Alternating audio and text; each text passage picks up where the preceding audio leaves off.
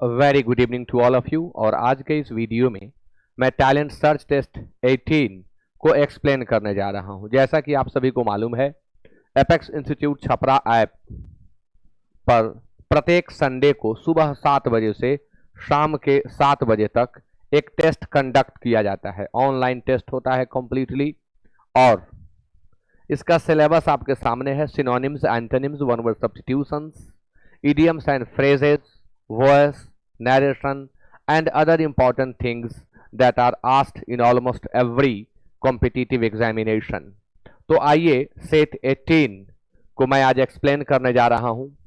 जो लोग नए हैं ऐप को डाउनलोड करें और प्रत्येक संडे को यह टेस्ट दें। और बहुत सारे फ्री स्टडी मटेरियल्स इस टेस्ट के ऊपर आपको इस ऐप के ऊपर आपको मिल जाते हैं।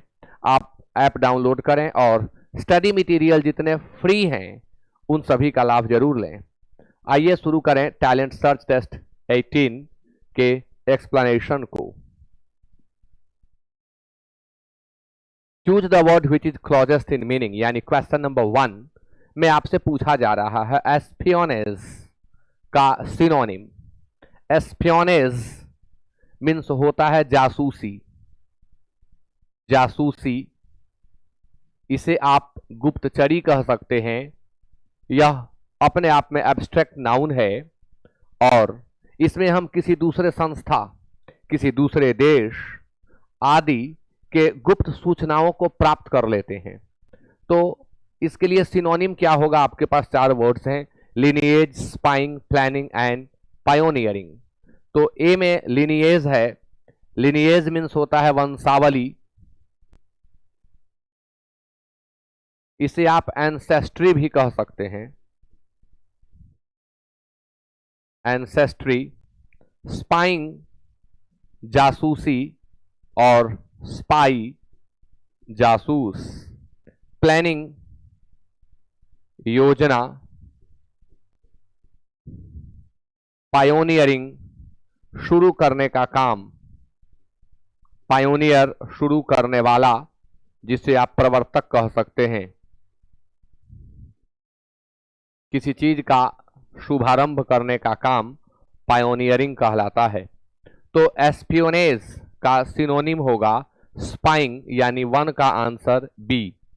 आइए क्वेश्चन नंबर 2। वर्ड आपके सामने एनिग्मा है और आपको इसका सिनोनिम बताना है। एनिग्मा यह भी अपने आप में नाउन है और एनिग्मा का अर्थ होता है पहेली। A person, a thing that is difficult to understand। वह व्यक्ति, वह थिंग जिसे समझना कठिन हो, उसे हम एनिग्मा कहते हैं। डिफिकल्टी, कठिनाई।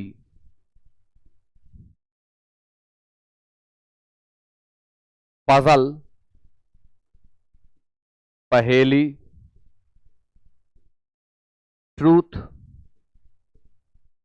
सच्चाई। फियर, भय। तो एनिग्मा के लिए हम यूज करेंगे पजल का, यानी 2 का आंसर बी होगा। क्वेश्चन नंबर 3 आपके सामने वर्ड है सैक्रेड। सैक्रेड, आपको इसका अपोजिट वर्ड बताना है, यानी विलोम शब्द आपको बताना है। ऑप्शन नंबर ए में प्रोफाउंड है, बी में प्रोफेन है, सी में प्रोफ्यूज और डी में प्रोलिफिक। सैक्रेड मीन्स पवित्र होता है। होली मीन्स पवित्र होता है। हेलाउड मीन्स पवित्र होता है। और पायस का अर्थ भी पवित्र होता है। आपको बताना है अपोजिट, यानी अपवित्र होगा। प्रोफाउंड मीन्स गंभीर होता है और गहरा होता है। इसके लिए आप डीप का यूज कर सकते हैं। प्रोफेन, अपवित्र, यानी एंटोनिम बी ही होगा। प्रोफ्यूज, विपुल, यानी बहुत अधिक मात्रा में। प्रोलिफिक उपजाऊ, उपजाऊ इसके लिए आप फर्टाइल और प्रोडक्टिव का यूज कर सकते हैं। फर्टाइल और प्रोडक्टिव का यूज आप प्रोलिफिक के लिए कर सकते हैं। प्रोफ्यूज मीन्स विपुल होता है, प्रचुर होता है, भरपूर होता है। इसके लिए आप एम्पल सिनोनिम नोट कर सकते हैं, याद कर सकते हैं। तो 3 का आंसर बी होगा। क्वेश्चन नंबर 4 आपके सामने शब्द है फोमेंट। यह एक वर्ब है अपने आप में। फोमेंट का 2 अर्थों में प्रयोग होता है। फोमेंट मीन्स होता है उकसाना, उकसाना, और इसी फोमेंट का अर्थ होता है सेकाई करना।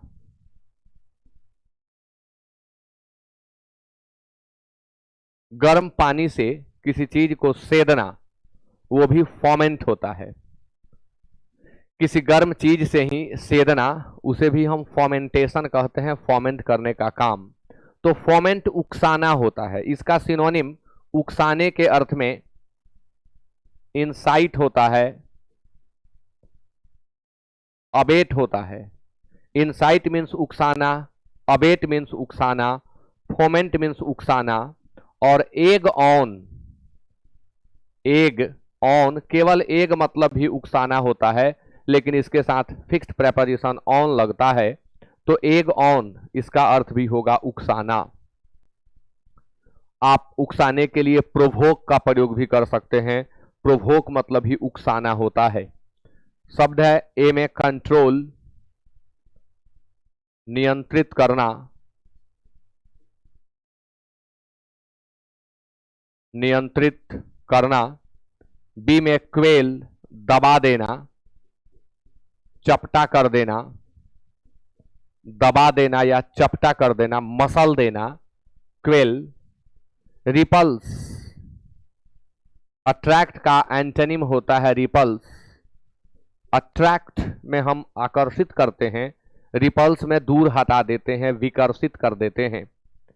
सीज, थम जाना, और सीज मीन्स रुक जाना। सीज का अर्थ बुझाना भी होता है। आग बुझाने में हम सीज का प्रयोग भी करते हैं। सीज मीन्स बुझाना, बुझाना के अर्थ में एक्सटिंग्विश और डाउज इसका सिनोनिम हो जाएगा। थमना, रुक जाना के अर्थ में स्टॉप इसका सिनोनिम होता है।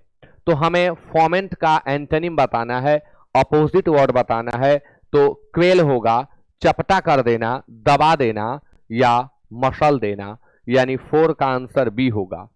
क्वेश्चन नंबर 5 आपके सामने। One who can not be defeated, वह जिसे हराया नहीं जा सके। क्या कहते हैं एक शब्द में? इंसॉल्वेंट, दिवालिया, कंगाल, जिसे आप बैंकरप्ट कह सकते हैं, आप पेनीलेस कह सकते हैं। इनविंसिबल, अजेय, अजेय, जिसे हराना कठिन हो, जिसे हराया ही न जा सके, उसे हम इनविंसिबल कहते हैं। इनडेसिफरेबल का अर्थ होता है जिसे समझा नहीं जा सके, that can not be deciphered, जिसका अर्थ न निकाला जा सके, उसे हम इनडेसिफरेबल कहते हैं। जिसे समझा न जा सके, जिसका अर्थ न निकाला जा सके, उसे हम इनडेसिफरेबल कहते हैं।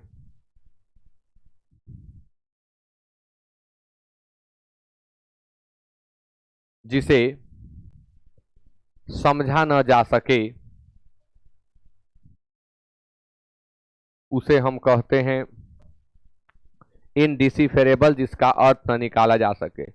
इनविडस, इनविडस मीन्स ईर्ष्यालु, वैमनस्य से जो प्रतिशोध ले, उसे हम इनविडस कहते हैं।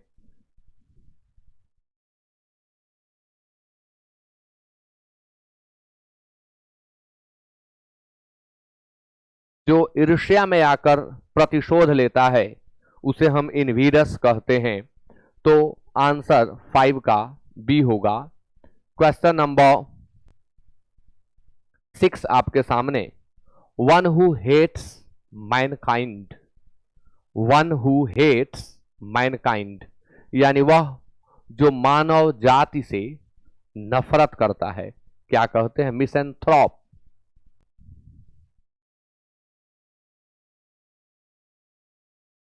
मानव द्वेषी।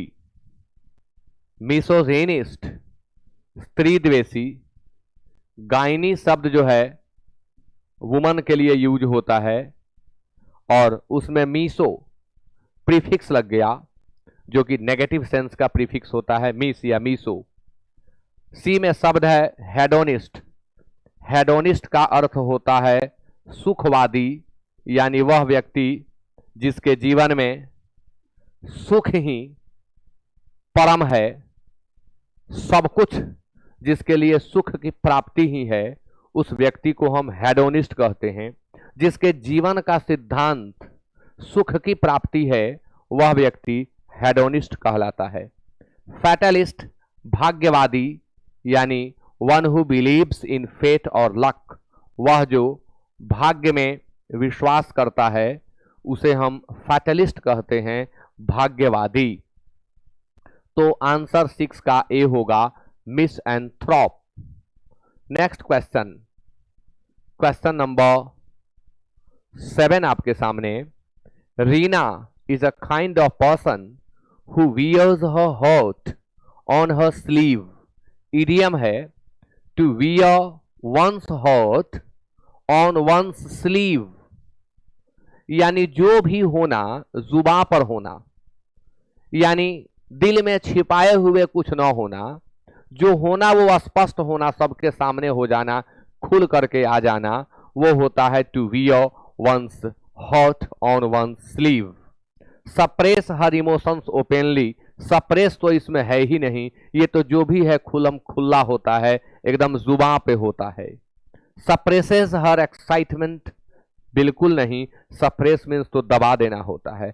एक्सप्रेसेस हर इमोशंस फ्रीली, इसका मतलब ही होता है to wear one's heart on one sleeve, कि अपने फीलिंग को ओपनली एक्सप्रेस कर देना, पब्लिकली एक्सप्रेस कर देना, पब्लिक में अपने फीलिंग्स को ला देना, इसे हम कहते हैं to wear one's heart on one sleeve. तो आंसर 7 का सी होगा। Question number 8, I hope to talk him over to our view. To talk someone over यानी इसका 2 अर्थ होता है, किसी के ओपिनियन को जानना, किसी मुद्दे पर किसी व्यक्ति की क्या राय है इसे जानना। दूसरा, विश्वास दिलाना या प्रतीति कराना। तो यहां देखिए क्या है, ए में कॉन्विंस है, बी में सपोर्ट है, सी में अपोज है और डी में एनालाइज है। तो यहां वही है, विश्वास दिलाने वाला, और 8 का आंसर ए होगा। टू टॉक वन ओवर का अर्थ विश्वास दिलाना यहां पर हो रहा है, प्रतीति कराना या विश्वास दिलाना।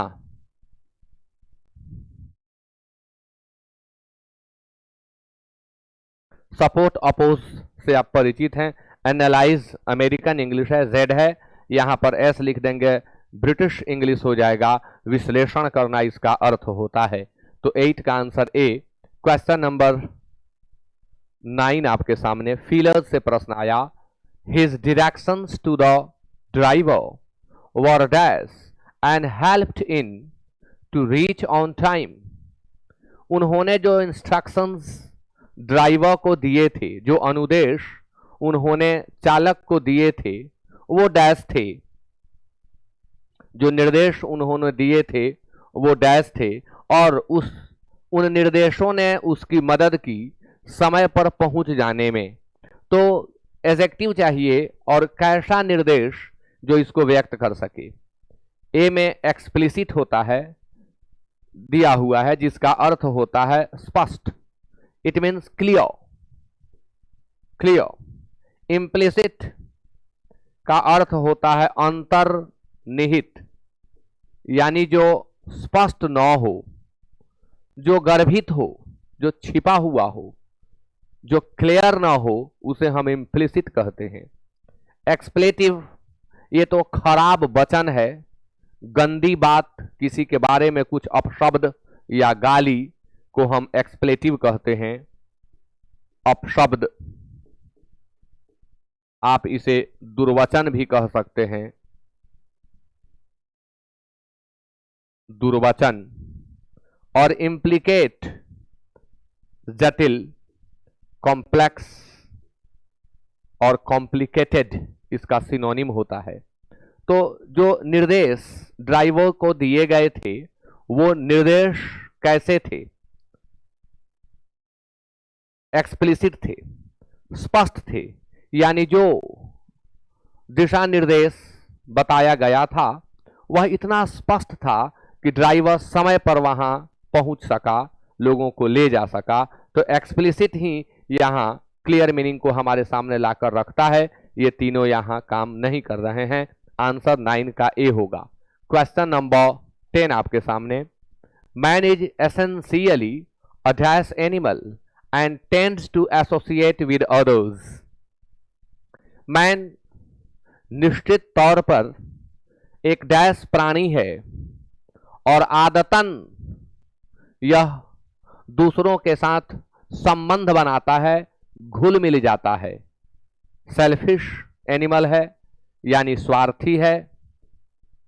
ए में सेल्फिश दिया हुआ है, बी में पर्वर्स। अब इसे लोग पढ़ते हैं परवर्स। परवर्स एकदम बेकार हो जाएगा अगर आप इसको परवर्स पढ़ दें तो।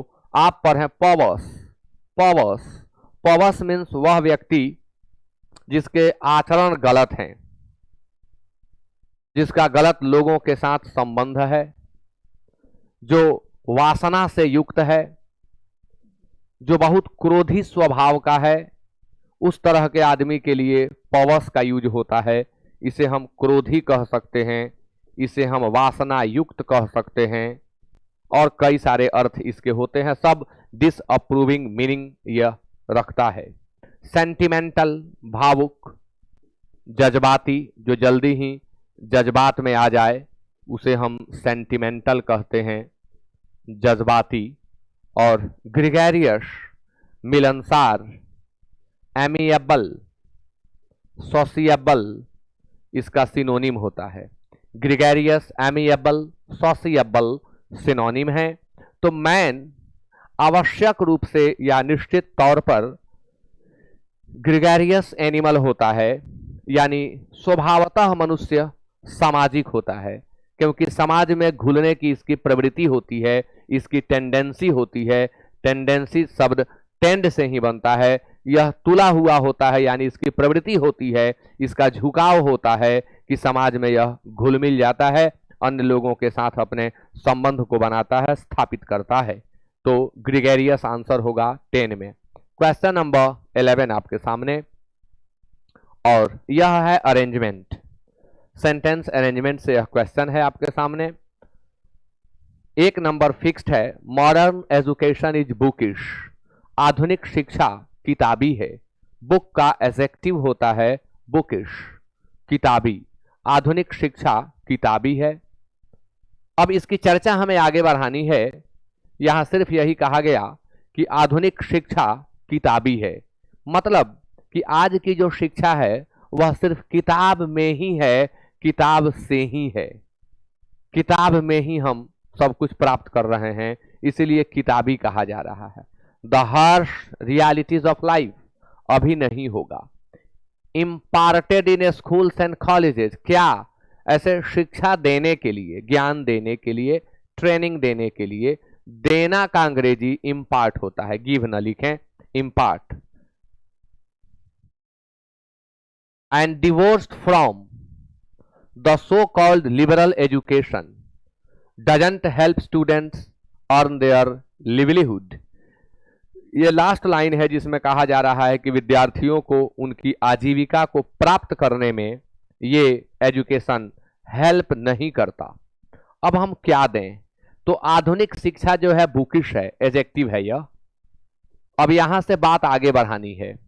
एडजेक्टिव से सेंटेंस में जब हम आगे बढ़ते हैं तो एडजेक्टिव के बाद कोई नाउन आता है। यहां किसी के पहले नाउन नहीं दिख रहा है। एडजेक्टिव के बाद 2+V1 आता है तो किसी के पहले 2+V1 भी नहीं दिख रहा है। यानी जरूर यह एक कनेक्टर लेगा, यह जुड़ेगा और उसके बाद बात आगे बढ़ेगी। तो देखिए कनेक्टर यहां पर है एंड, यानी हम यहां से शुरू करें आर से। एंड डिवोर्स्ड फ्रॉम, यानी आधुनिक शिक्षा किताबी है और यह डिवोर्स्ड है। अब हर जगह डिवोर्स का अर्थ तलाकशुदा ना समझें, डिवोर्स्ड का अर्थ अलग होता है। तो डिवोर्स्ड है यानी अलग है। कहां से? From the harsh realities of life, जीवन के जो कड़वे सच हैं इनसे यह अलग है। यह शिक्षा जीवन के कड़वे सच से अलग है, जो जीवन की कड़वाहट है इससे यह एजुकेशन अलग है। अब यह पार्ट अपने आप में कंप्लीट होता दिख रहा है। यहां देख रहे हैं फुल स्टॉप भी है। अब एक नई बात शुरू करनी है जो इसको आगे बढ़ाए। तो क्यों इम्पार्टेड इन, क्या इम्पार्टेड नहीं होगा, ये होगा the so called liberal education imparted in schools and colleges, तथा कथित उदारवादी शिक्षा, तथा कथित उदारवादी शिक्षा जो आज के विद्यालयों और महाविद्यालयों में दी जाती है, doesn't help students earn there livelihood, विद्यार्थियों को उनकी आजीविका को प्राप्त करने में उनकी मदद नहीं करती है। तो यह रहा अरेंजमेंट आपके सामने, यानी आंसर होगा RPSQ और RPSQ ए में दिया हुआ है। 11 का आंसर ए होगा। Question number 12, youths are the assets and hope of a nation. Assets means पूंजी, संपत्ति। युवा राष्ट्र की पूंजी और उम्मीद होते हैं। युवा राष्ट्र की पूंजी होते हैं और उम्मीद होते हैं। बात युवाओं की हो रही है, आप लोगों की हो रही है। In making India a great, क्या अ ग्रेट? अ ग्रेट क्या? Steeped in old cultural values, they can play a vital role in, एक ट्रिक बहुत अच्छा काम करेगा। रोल के बाद इन लगता है, आर के बाद P. They can play a vital role in making India a great, यानी आर के बाद पी वाला पेयर आपका आंसर होगा। आर के बाद पी कहीं और नहीं, सिर्फ ए में दिया हुआ है, यही आपका आंसर होगा। श्योर है, क्योंकि प्ले ए वाइटल रोल किस चीज में अहम भूमिका निभाता है? वाइटल मीन्स अहम होता है, निर्णायक होता है, क्रूशियल, इंपॉर्टेंट, की, सिग्निफिकेंट, इसके सिनोनिम होते हैं वाइटल के। तो दे कैन प्ले, कौन किसके लिए दे लगा? यूथ्स के लिए। तो they can play a vital role in making India a great democratic, तो देखिए यहां भी कॉमा चाहिए तब, democratic, progressive and prosperous country, यानी RPSQ आपका आंसर हो रहा है। RP ये मैं बोल चुका हूं, in making India a great, great adjective है, फिर एजेक्टिव आया, फिर एजेक्टिव आया, एंड से जुड़ के फिर एजेक्टिव आया। A prosperous country, steeped in all cultural values, जिसमें हमारे प्राचीन और पुराने सांस्कृतिक मूल्य स्टिप्ड हैं, परिपूर्ण हैं, भरे हुए हैं, but equipped with modern scientific look, यानी प्राचीनता को बरकरार रखते हुए, अक्षुण्ण रखते हुए आधुनिक साइंटिफिक लुक को धारण करने वाला। तो 12 का आंसर ए होगा। आगे question number 13, choose the part which contains an error. Error ढूंढिए आप। Why on earth has he not come, why on earth has he not come. अब आप सोच रहे होंगे क्या एरर दिया जाए, तो आप देखिए why has he not come बिल्कुल सही है। Why has he not come, वह क्यों नहीं आया है। ऑन अर्थ, अब बीच में ऑन अर्थ रख दिया गया, केवल एक कॉमा यहां मिसिंग है और इसके लिए हम एरर नहीं मानते हैं, हमें साइंस को अवॉइड करना होता है, यानी 13 का आंसर नो एरर होगा। कोई ग्रामर का एरर यहां नहीं है। आप कहीं ये ना सोच लें कि ऑन द अर्थ होगा, बिल्कुल नहीं। अर्थ के पहले ऑन जब लग जाता है तब आर्टिकल का प्रयोग नहीं करते हैं। 14 का आंसर दें आप लोग। 14 नंबर क्वेश्चन, यस्टरडे, यहां भी कॉमा चाहिए। Yesterday it rained like cats and dogs, आपको बताना है यहां एरर है क्या। Yesterday it rained cats and dogs, क्या हम ऐसे नहीं बोल सकते हैं? क्या यहां लाइक सुपरफ्लूअस नहीं है? इस लाइक की यहां क्या जरूरत? कैट्स एंड डॉग्स की तरह बारिश हुई, कैट्स एंड डॉग्स बरसते हैं। कहने वाला यह कहना चाहता है कि मूसलाधार बारिश हुई, तो उसमें लाइक लगा देने से तो बिल्कुल अर्थ अनर्थ हो जा रहा है, इसलिए लाइक को हटाएं, आंसर सी होगा। Choose the correctly spelled word, उस शब्द का चयन करें जो सही सही लिखा हुआ है। ए में स्कॉलरशिप, यह गलत है। बी में पार्टनरशिप, यह भी गलत है। सी में एंटरप्रेन्योरशिप, एंटरप्रेन्योरशिप यह सही है। और डी में लीडरशिप, तो लीडरशिप लिखा हुआ है, यह गलत है। स्कॉलरशिप, पार्टनरशिप साझेदारी,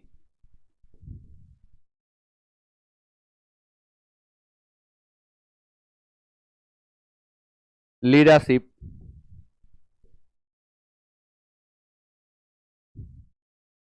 एंटरप्रेन्योरशिप उद्यमिता, आंसर 15 का सी होगा।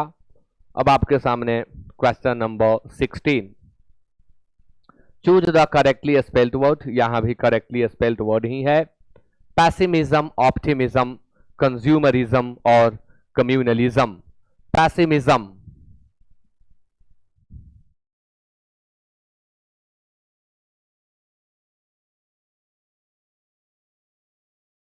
पैसिमिस्टिक, पैसिमिज्म, ऑप्टिमिज्म का एंटोनिम होता है पैसिमिज्म। न जाने क्यों मुझे डाउट हो रहा है कि कहीं पैसिमिज्म सही ना हो जाए। Optimism,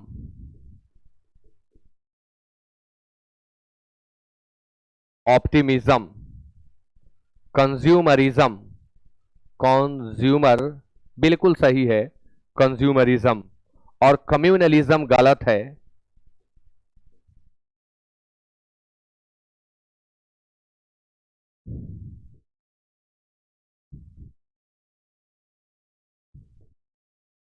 pessimistic,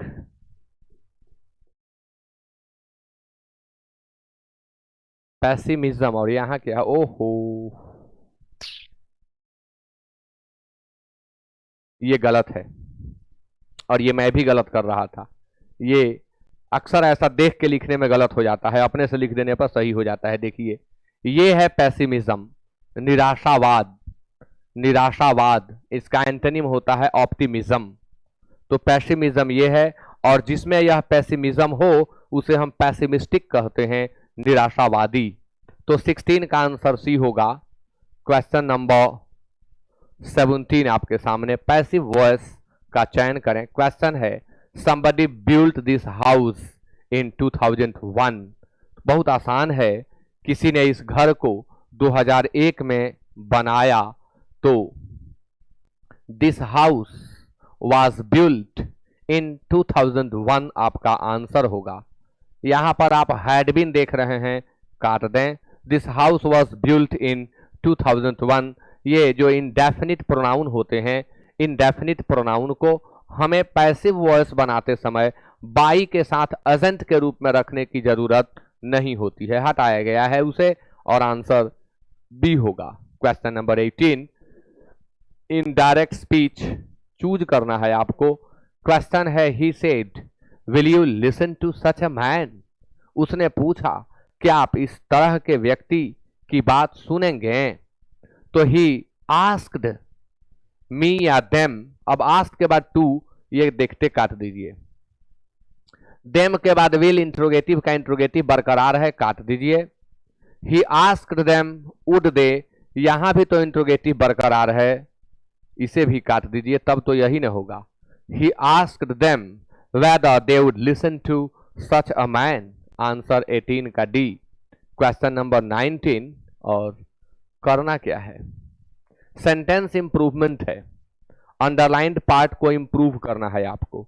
the injured man had been shot from his neck, injured man के गर्दन में गोली मारी गई है, गोली मारी गई थी, तो to shoot in the neck होता है, to shoot in the belly होता है, to shoot in the chest होता है, यानी फ्रॉम नहीं इन।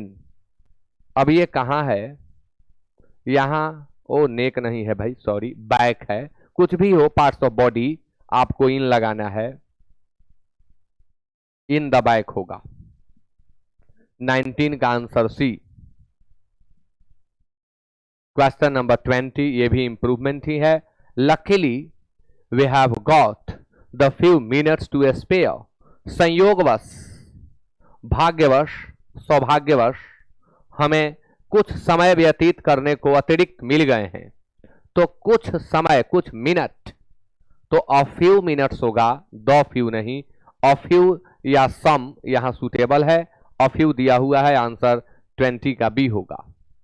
क्वेश्चन नंबर 21 से 25 तक के लिए एक पैसेज है जिसमें वर्ड्स मिसिंग हैं, और इन मिसिंग वर्ड्स के लिए एक के लिए 4 शब्द दिए गए हैं, कोई एक उस मिसिंग वर्ड को फुलफिल कर देगा, आपको वही फिल कर देना है वहां पर, यानी आप बनाने जा रहे हैं close test.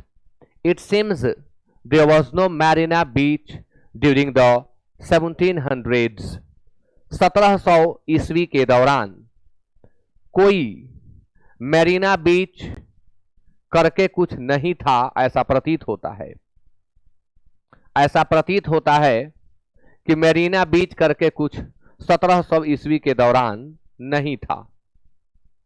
The dash developed only after the construction dash the Madras harbour in the dash century.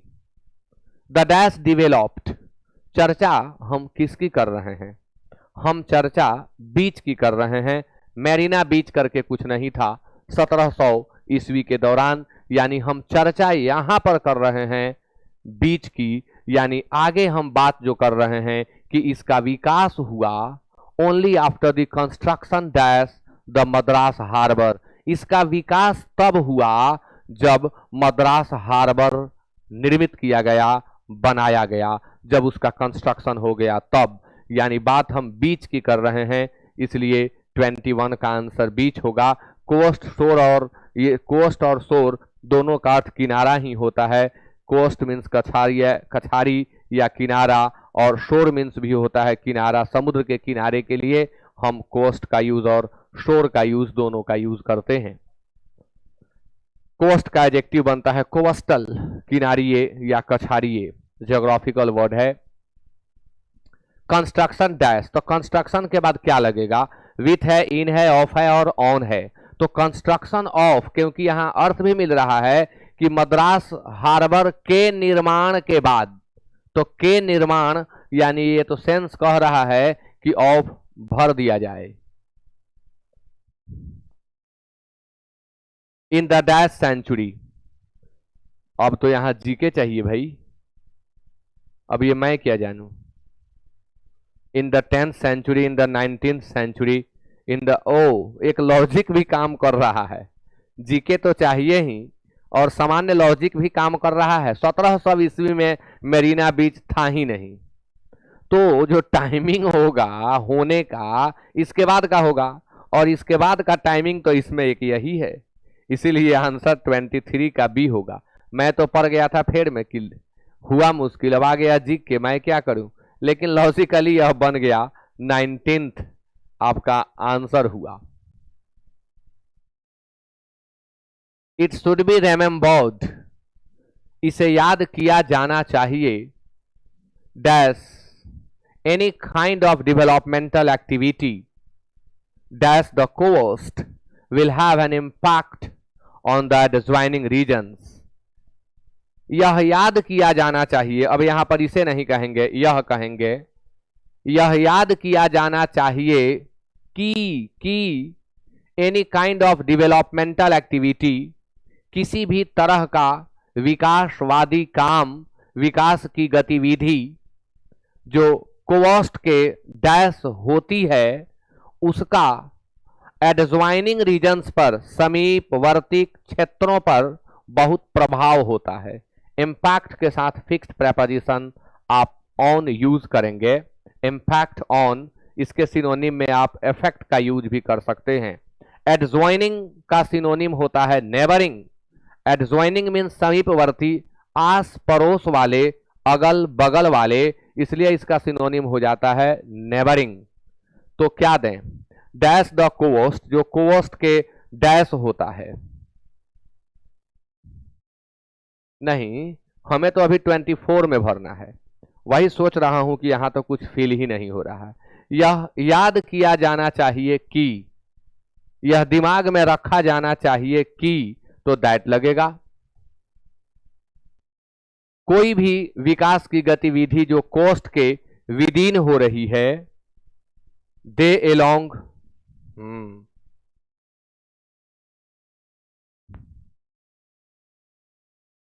Coast के लिए विदिन अगर हम यूज करते हैं, विदिन द कोस्ट, तो हमारा सेंटेंस हो जाता है गलत। दे का तो कोई मीनिंग ही नहीं निकलने वाला है, एलोंग द कोस्ट होता है, यानी किनारे। अगर हम किनारे कोई विकास का कार्य करते हैं तो इसका प्रभाव एडजॉइनिंग रीजन्स पर पड़ता है, यानी जो समीपवर्ती क्षेत्र हैं इनके ऊपर इसका प्रभाव पड़ता है। नदी के किनारे के लिए, समुद्र के किनारे के लिए आप ऑन द बैंक ऑफ का यूज करते हैं, ऑन द शोर ऑफ का यूज करते हैं, लेकिन आप यह भी याद रखें कि एलोंग का यूज भी किया जाता है, एलोंग द गंगा, यानी गंगा के किनारे। तो यहां पर एलोंग प्रेपोजिशन लगेगा। और इसी के साथ क्लोज टेस्ट तो कंप्लीट हुआ ही। टैलेंट सर्च टेस्ट 18 का एक्सप्लेनेशन भी कंप्लीट हुआ। प्रत्येक संडे को यह टेस्ट होता है और मैं इसे एक्सप्लेन कर देता हूं। बहुत सुंदर प्रश्न होते हैं, कुछ प्रश्न काफी हल्के होते हैं तो कुछ डिफिकल्ट भी होते हैं, यानी बिगिनर्स और एक्सपीरियंस्ड दोनों लोगों का ध्यान रख करके पेपर बनाया जाता है और आपके सामने लाया जाता है। आप टेस्ट दें, दूसरों में इसे साझा जरूर करें, यानी शेयर आप जरूर करें, वीडियो को शेयर करें और ऐप के टेस्ट वाले लिंक को तो जरूर ही शेयर करें, अधिक से अधिक लोगों तक शेयर करें। सब कुछ निःशुल्क है तो इसका लाभ बहुत सारे लोगों को मिलना चाहिए और मेरी भी इच्छा होती है कि मैं बहुत लोगों तक पहुंच सकूं, जिसमें आप सभी का सहयोग बहुत आवश्यक है। तो चलिए आज के इस सेशन को समाप्त करता हूं। आप सभी का बहुत बहुत धन्यवाद एंड गुड नाइट।